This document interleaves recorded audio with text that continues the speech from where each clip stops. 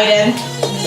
So much of when I unpack things, she's one that holds me accountable a lot, just like I talked about, how many times I gotta make my husband lunch, or so I just thank you, Stephanie, over and over again to let me just process, trust that I can be myself, and you never judge, and you always are willing to just want to shape. You love me well, and you want the best for me and my family. So I thank you over and over again for that.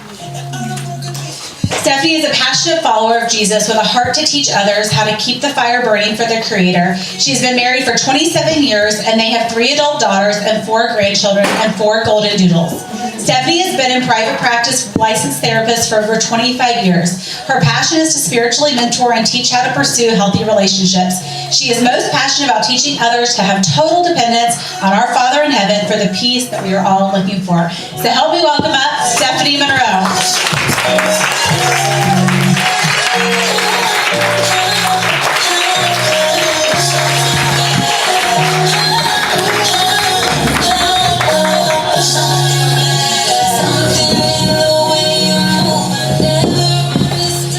Doesn't she look cute? Yes. I've told her refresh makes her cuter, right? We've talked about that. She gets cuter and cuter. So, but she's always cute. Just want to affirm you that. All right. So, one of the things I love is just the perspective, how like God speaks to you. I think it's just so cool. And we were talking a couple weeks ago. You talked about. When we talked about like the theme this year, you're talking about how when heaven, like what if they were in heaven right now and they were looking down on us? Like what would they think of how we were famous? So you talk to them a little bit about that. Yes, and I have notes because I'm just flighty today. So the visual I kind of got was that heaven had a holy, is there a microscope? Oh, magnifying glass. So they had a magnifying glass and they were looking down on us, but they weren't looking at what we were doing or what we were not doing. It was literally zoned in on our hearts.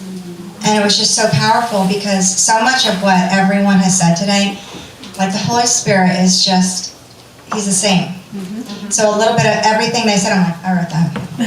And no, I didn't. He did. So over the themes, it's mind-blowing. But the magnifying glass was looking at the hearts. And it was all about the hearts. It was so powerful because it was showing me that our hearts were kind of flickering, like shining lamps is the word I was getting. And when you pray, when you talk about God, when you come to these events, when you're just processing Him, heaven sees us like stars, like just kind of blinking. And then I saw lighthouses.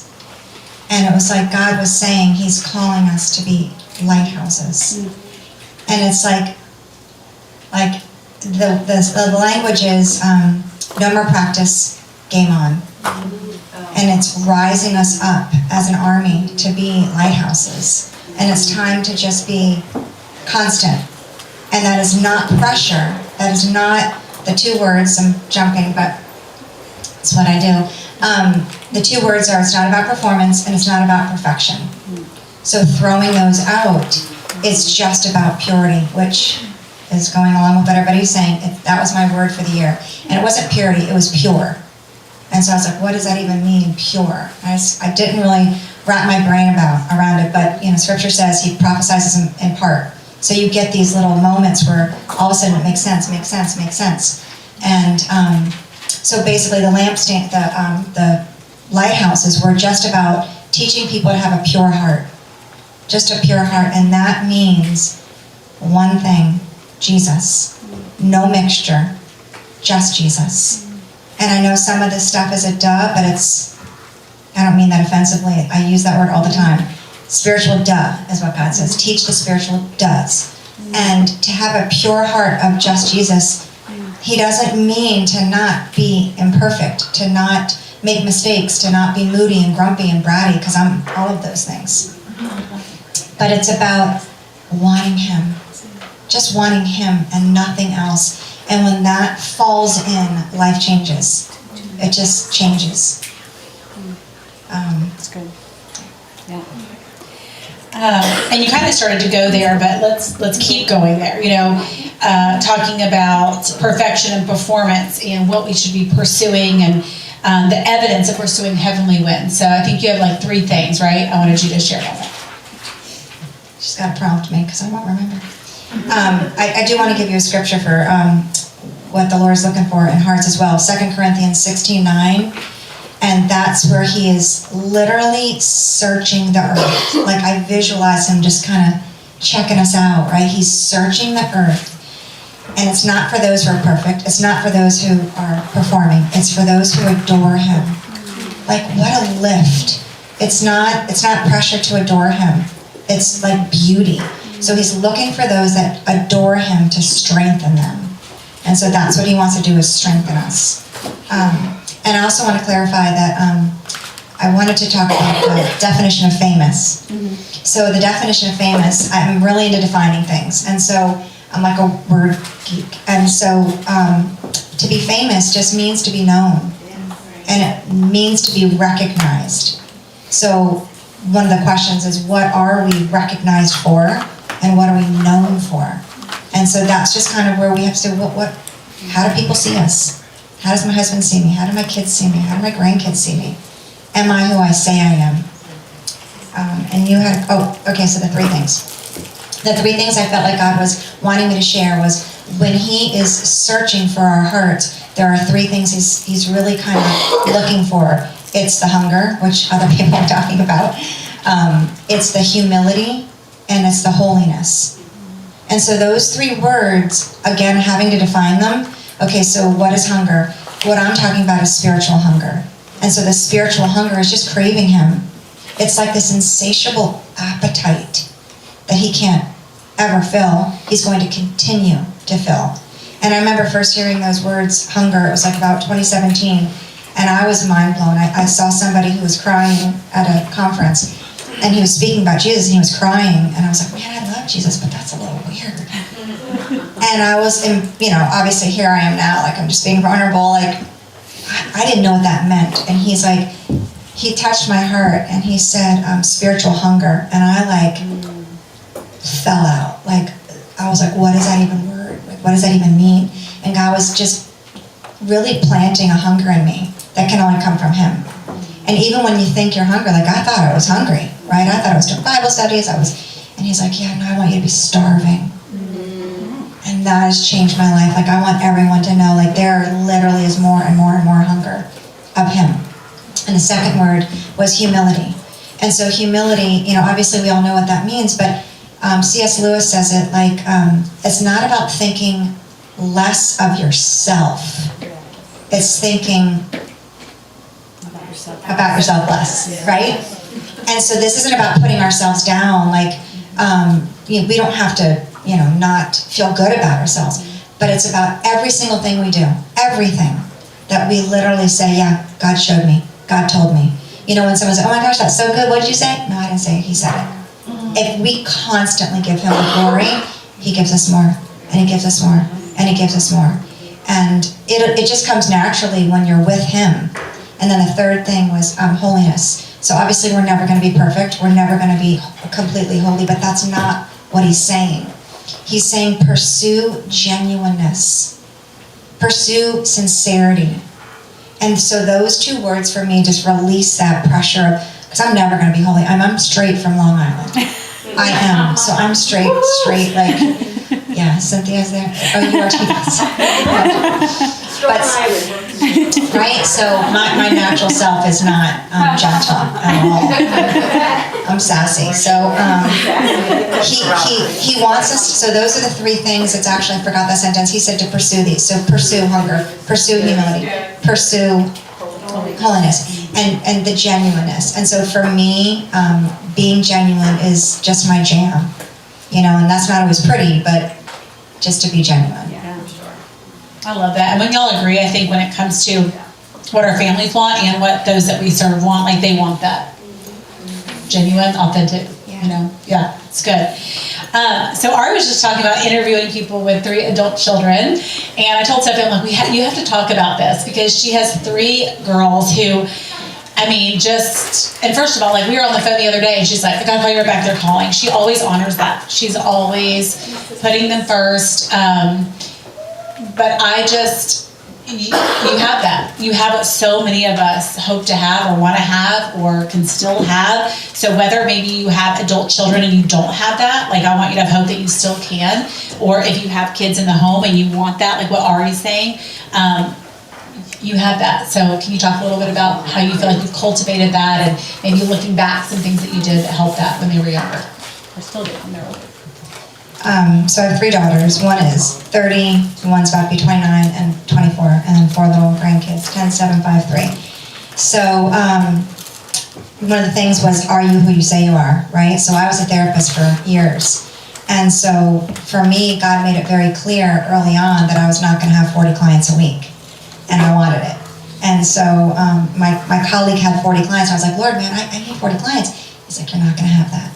And so very early on, he showed me my max. I mean, it was sometimes 10 a week, sometimes 15 a week. I mean, I was just part-time, and I did not miss a soccer game, did not miss a volleyball game, all the things.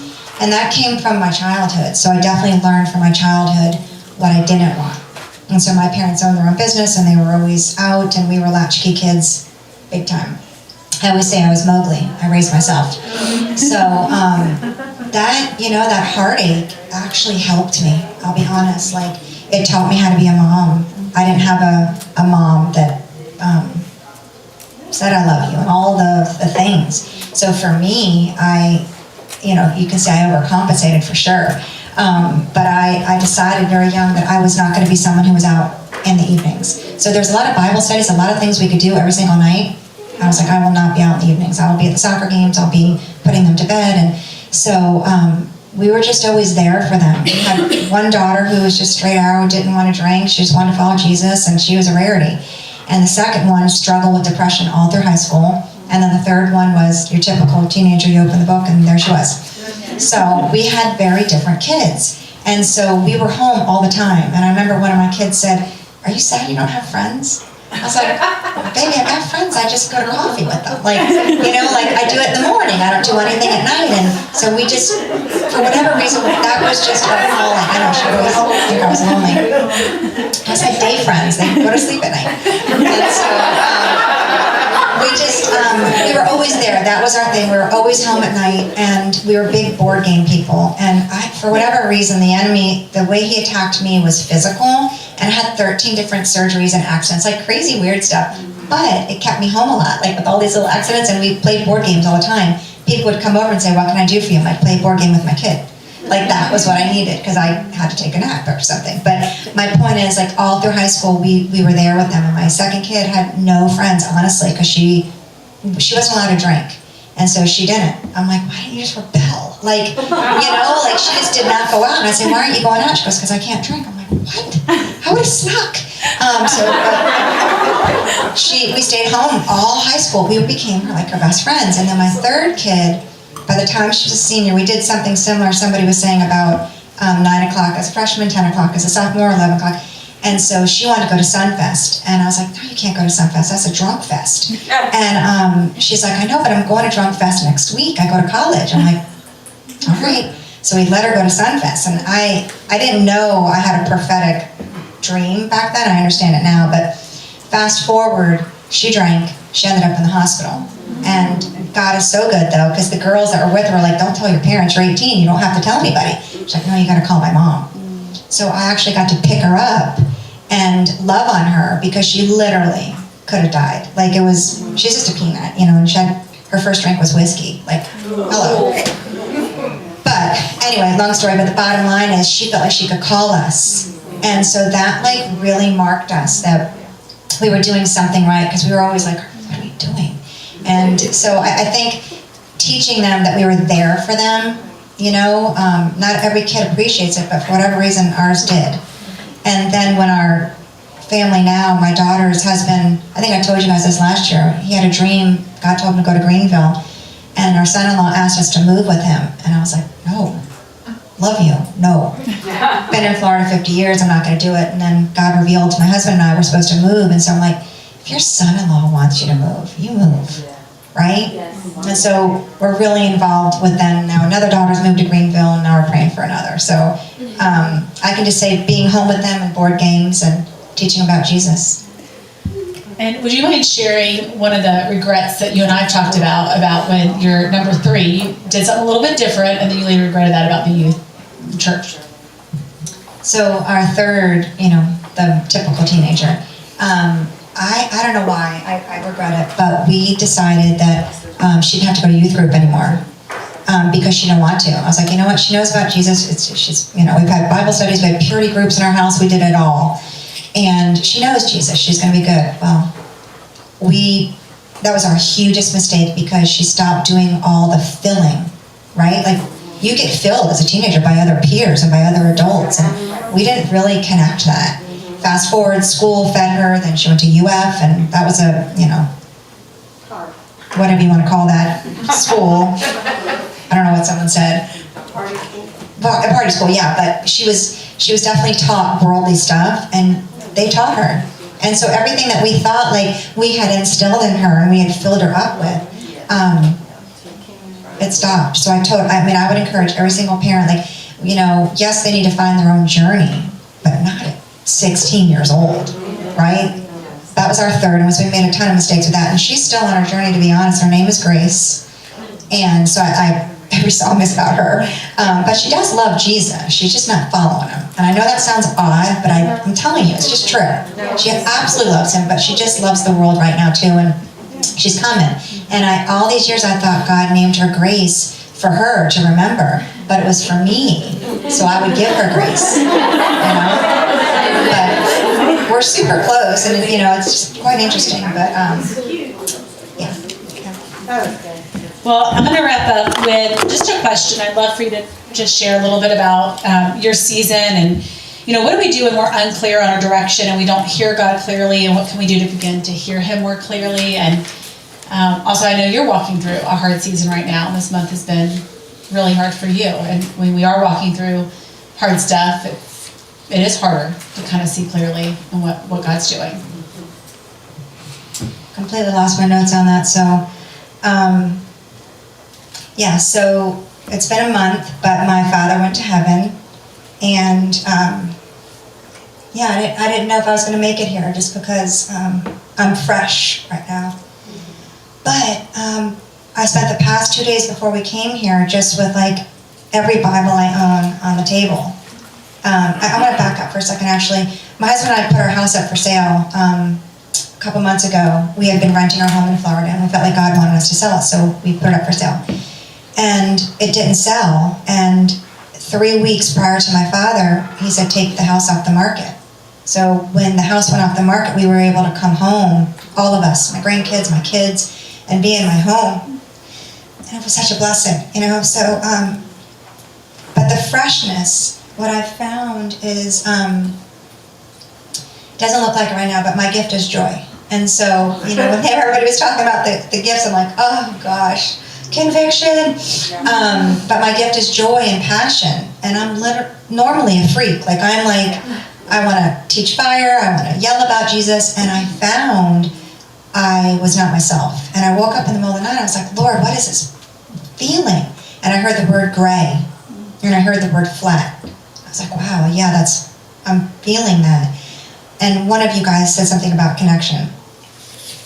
It's here somewhere, but I heard very clearly this morning, connection is a weapon. And it's our weapon, right? I have been so disconnected for a month. I'm not myself. I'm usually very social. I'm calling people. I have not talked to one person on the phone. I've just isolated. And it's okay. I'm not trying to be hard on myself, but the conviction of, one of you said, what is your gift? And use it. It might have been, I don't know, it's all of you. And God is just convicting me over and over, I gave you passion, I gave you joy, use it. And a couple years ago, he said, if you're not going to use what I'm giving you, I'm going to give it to someone else. So I stepped into it. Well, literally this month, he said, don't waste the oil I've given you. Don't let it go stale. And that's exactly how I felt. I felt stale. I felt just disconnected. So I feel like he really wants to use this season for me to teach people, like, this connection is our weapon. You know, the strength I have right now just being in the room and in the music, like, I'm not kidding you, I haven't said more than 4 words in a month to anybody. Like, I just actually stopped talking, which is not me. And so I'm like so grateful to be filled up. Just poured in, but don't waste it, right? We can't waste it. And we have to just lean in. And now, my grief is very different than most, right? He's in his 80s. I'm grateful he's in heaven. Are you kidding me? I prayed him in. Like, go. He's not happy here. So be careful what you pray for. Honest to God, I prayed for him for 2 months to go home. And he was healthy. So that makes no sense. And I know that sounds odd, but he just wasn't happy here anymore. I'm like, heaven is amazing. Take my dad, he's in his 80s. So I'm shocked at my sorrow, right? Like, I got what I prayed for, but I'm shocked. But you know what? It's just grief. But, yeah, use our seasons, right? Like, and to connect again. Like, I just thought I'd be a puddle up here, but this is literally wait on the Lord, right? Like, if I could sing, I would sing it. When you wait. And so that's what I'm doing. And I just feel like, yeah, it's him. It is him, because I did not think I could converse. And so good. And, you know, it is hard, you know, when you only know something of someone, you know, and see that joy and see that passion, and then, you know, see you have to walk through something that feels so unfamiliar and not like you. And I know we talked on the phone, you know, and just, I'm so grateful that you're here and you chose to say, I'm going to go do what Jesus did, and I'm going to go help others even when I'm doing that. And I think that is just one of the biggest life lessons, because we are all going to have hard stuff. And what would Jesus do? What would honor him? Take it off of herself and say, how can I go be a blessing? So that's what you're doing this weekend. And so I just pray that you'll continue to be filled up and regain that strength. So I love you.